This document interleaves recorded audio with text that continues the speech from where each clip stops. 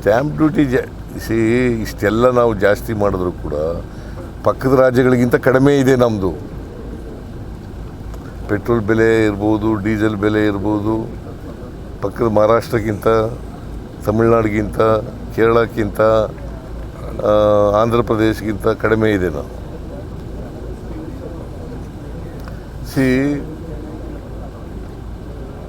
Resources mobilisation ಆಗಬೇಕಲ್ಲಪ್ಪ. ಆದರೂ ನಾವು ಪಕ್ಕದ ರಾಜ್ಯಗಳಿಗಿಂತ ದಕ್ಷಿಣ ಭಾರತದಲ್ಲಿ ಕಡಿಮೆ ಇದ್ದೇವೆ. ಅಂದರೆ ಹಣಕಾಸಿನ ಪರಿಸ್ಥಿತಿ ಚೆನ್ನಾಗಿದೆಯಲ್ಲೋ ಕರ್ನಾಟಕದ್ದು. ನಾನು ಹೇಳೋದಲ್ಲ, ಬಜೆಟ್ ಅಸೆಂಬ್ಲಿನಲ್ಲೇ ಹೇಳಿದ್ದೀನಿ, ಅವ್ರ ಎದುರುಗಡೆನೆ.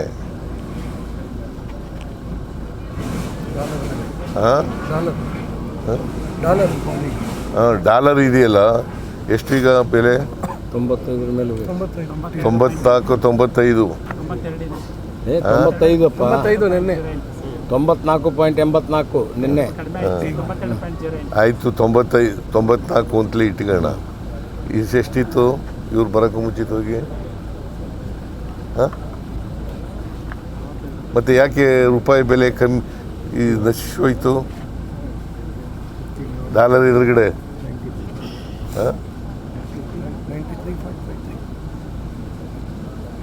ಯಾಕ್ರಿ? ಮತ್ತು ಇದನ್ನೆಲ್ಲ ಮತ್ತು ನರೇಂದ್ರ ಮೋದಿಯವರು ಹೇಳಿದ್ದೆಲ್ಲ ಮಾಡಿದಾರ?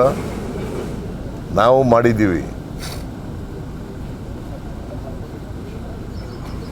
ಅಚ್ಚೇ ದಿನ ಹೇಗ ಅಂತಂದರು, ಬಂತ?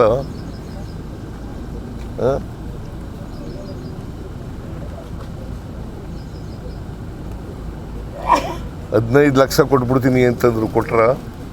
ಒಂದೊಂದು ಕುಟುಂಬಗಳಿಗೆ 15 ಲಕ್ಷ ಕೊಡ್ತೀವಿ ಕೊಟ್ರ? ರೈತರ ಆದಾಯ ದುಪ್ಪಟ್ಟು ಮಾಡ್ತೀವಿ ಅಂತಂದ್ರು, ಮಾಡಿದ್ರ? 2 ಕೋಟಿ ಉದ್ಯೋಗ ಕೊಡ್ತೀವಿ ಪ್ರತಿ ವರ್ಷ ಅಂತಂದ್ರು, ಕೊಟ್ರ?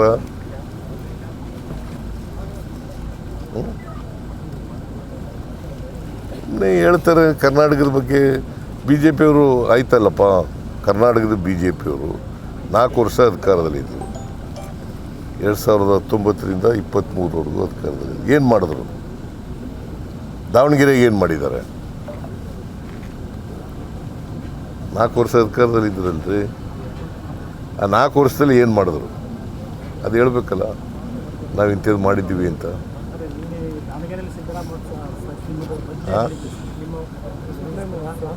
ದಾವಣಗೆರೆಯಲ್ಲಿ ಉತ್ಸವ ನಡೀತು ಸರ್, ಸಿದ್ದರಾಮೋತ್ಸವ ಅಂತ. ಸಿದ್ದರಾಮೋತ್ಸವ ಅಲ್ಲ ಅಂತ ಹೇಳಿದ್ರು ಸರ್. ಆದರೆ ಅದ್ರ ನೆನಪಿಗೆ ನೀವು ಇಡೀ ರಾಷ್ಟ್ರದಲ್ಲೇ ಗುರುತಿಸ್ಕೊಳ್ಳೋಂಥ ಒಂದು ಉತ್ಸವ ಆಗಿತ್ತು. ಅದನ್ನ ನೆನಪಿದ್ದು ದಾವಣಗೆರೆಗೆ ನೀವೇನು ಕೊಡಲಿಲ್ಲ ಸರ್. 100 ಕೋಟಿ ಕೊಟ್ಟಲ್ಲ, ಬೇಕಾದಷ್ಟು ಕೊಟ್ಟಿದ್ದೀವಿ ದಾವಣಗೆರೆಗೆ. ಅದಕ್ಕೆ ನಿಮಗೆ ದಾವಣಗೆರೆ ಕೊಟ್ಟಂಥ ಬ್ರೇಕು ನೀವು ದಾವಣಗೆರೆ ಕೊಟ್ಟಿದ್ದು ಹಂಗೇನಿಲ್ಲ. ನನಗೆ 75 ವರ್ಷ ತುಂಬಿತ್ತು. 75 ವರ್ಷ ತುಂಬಿದಾಗ 75 ವರ್ಷ ತುಂಬಿತ್ತು ನನಗೆ. ಆಗ ದಾವಣಗೆರೆಯಲ್ಲಿ ಯಾಕೆ ಆಯ್ಕೆ ಮಾಡ್ಕೊಂಡೆ ಅಂತಂದರೆ, ಇದು ಮಧ್ಯದಲ್ಲಿ ಬರ್ತದೆ. ದಾವಣಗೆರೆ ಕರ್ನಾಟಕದ ಮಧ್ಯದಲ್ಲಿ ಬರ್ತದೆ. ಅದಕ್ಕೋಸ್ಕರ ಇಲ್ಲಿ ಅಷ್ಟು ಜನ ಇಲ್ಲೂ ಸೇರಿದ್ದಿಲ್ಲ ಸರ್. ನೆನಪಿಗಾಗಿ ಏನಾದರೂ ಒಂದು ಕೊಡ್ಬೋದಿತ್ತು. ಕೊಡೋಣ, ಇನ್ನೂ 2 ವರ್ಷ ಇರ್ತೀವಲ್ಲ. ಈಗಲೂ ಕೊಟ್ಟಿದ್ದೀವಿ, ಇನ್ನೂ ಕೊಡೋಣ. ಈಗ ಇದು ಉಪಚುನಾವಣೆ, ಇದು ಜನರಲ್ ಎಲೆಕ್ಷನ್ ಅಲ್ಲ. ಇನ್ನು ಕೊಡೋಣ. ನಾವು ಅಧಿಕಾರದಲ್ಲಿ ಇದ್ದೀವಲ್ಲ. ಇನ್ನೆರಡು ವರ್ಷ ಕಾಂಗ್ರೆಸ್ ಪಕ್ಷನೇ ಅಧಿಕಾರದಲ್ಲಿ ಇರ್ತದಲ್ಲ.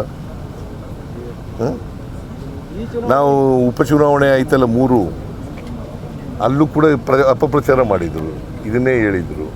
ಆ 3 ಉಪಚುನಾವಣೆಗಳು ಗೆದ್ದಿದ್ದೀವಿ ನಾವು. ಯಾರ ಮೇಲೆ? ಬಸವರಾಜ ಬೊಮ್ಮಾಯಿ ಅವ್ರ ಮಗ, ಅವ್ರ ಮೇಲೆ ಗೆದ್ದಿದ್ದೀವಿ. ಒಬ್ಬ ಆರ್ಡಿನರಿ ಕಾರ್ಯಕರ್ತನ ಹಾಕಿ ಗೆದ್ದಿದ್ದೀವಿ ಶಿಗ್ಗಾಂವ್ನಲ್ಲಿ. ಅಲ್ವೇನಪ್ಪ? ಪಠಾಣ್ ಆಯ್ತಾ? ಕುಮಾರಸ್ವಾಮಿ ಮಗ ಗೆದ್ದಿದ್ದ ಜಾಗ ಅದು.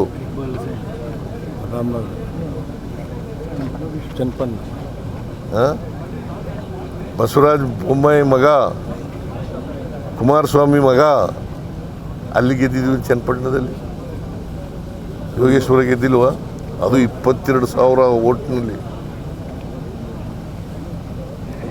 ಬೊಮ್ಮಾಯಿ ಅವರು ಮೊನ್ನೆ ಅದಕ್ಕೆ ಉತ್ತರ ಕೊಟ್ಟರು ಸರ್. ವೋಟರ್ ಲಿಸ್ಟನ್ನು ಮ್ಯಾನಿಪುಲೇಟ್ ಮಾಡಿದ್ರು. ಯಾರು ಮಾಡಿದವರು? ಸೋತಾಗೆಲ್ಲ ಹಿಂಗೆ ಹೇಳ್ಬಿಡೋದ?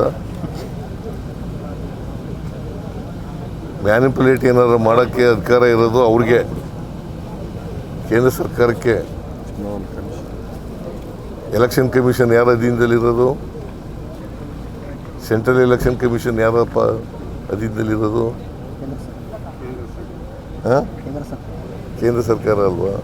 ಏನಾದ್ರು ಮ್ಯಾನಿಪುಲೇಟ್ ಮಾಡಿದರೆ ಅವರೇ ಮಾಡೋದು. ನಾವು ಅವನ್ನ ಇವತ್ತಿನವರೆಗೂ ಮಾಡೇ ಇಲ್ಲ.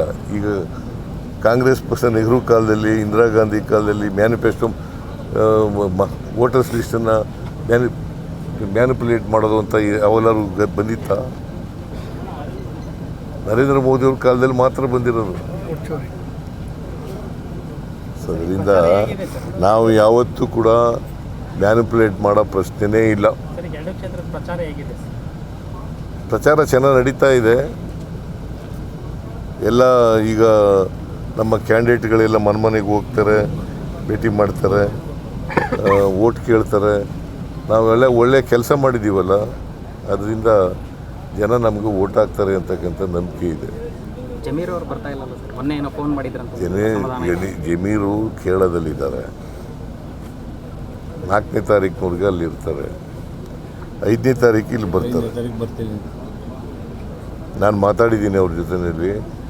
5ನೇ ತಾರೀಕಿಗೆ ದಾವಣಗೆರೆ, 6, 7 ಬಾಗಲಕೋಟೆ. ಬರೋದು ಸ್ವಲ್ಪ ಲೇಟ್ ಆಯ್ತಾ ಅಂತ ಸರ್? ಇಲ್ಲಪ್ಪ, ಕೇರಳ ಎಲೆಕ್ಷನ್ನಲ್ಲಿ ಹಾಕ್ಬಿಟ್ಟಿದ್ದಾರೆ ಅವ್ರಿಗೆ.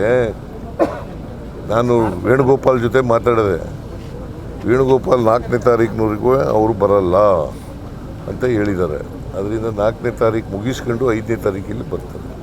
ಸರ್, 6 ವರ್ಷಕ್ಕೂ ತಾಯಿ MP ತಂದೆ MLA ಈಗ ಮಗನ ಕ್ಯಾಂಡಿಡೇಟ್ ಮಾಡಿ ನಿಲ್ಸಿದ್ದಾರೆ ಅಂತ 6 ವರ್ಷಕ್ಕೆ ಮೊನ್ನೆ ಅಪರಾಧ ಮಾಡಿದ್ದಾರೆ ದಾವಣಗೆರೆಯಲ್ಲಿ. ಆ ಥರ ನಮ್ಮ ಪಾರ್ಟಿ ಅಂತ ಅಲ್ಲ, ಅವ್ರ ಪಾರ್ಟಿನಲ್ಲೂ ಹಿಂಗೆ ಇದೆ.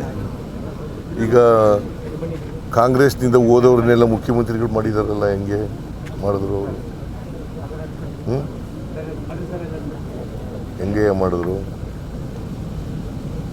ಈಗ ನಮ್ಮ ಅಸ್ಸಾಂನಲ್ಲಿ ಮುಖ್ಯಮಂತ್ರಿ ಎಲ್ಲಿದ್ದವರು ಅವರು? ಹಾಂ, ಗೊತ್ತಾ ನಿನಗೆ? ಕಾಂಗ್ರೆಸ್ನಲ್ಲಿದ್ದವರು ಅವರು. ದಾವಣಗೆರೆಯಲ್ಲಿ ಯಡಿಯೂರಪ್ಪನ ಮಕ್ಕಳು ಏನಾಗಿದ್ದಾರೆ ಈಗ? ಹಾಂ, ಯಡಿಯೂರಪ್ಪನ ಮಕ್ಕಳು, ಒಬ್ಬ ದೇವೇಗೌಡನ ಮಕ್ಕಳು, ಕುಮಾರಸ್ವಾಮಿ ಮಗ, ಕುಮಾರಸ್ವಾಮಿ ಹೆಂಡತಿ, ರೇವಣ್ಣನ ಮಕ್ಕಳು.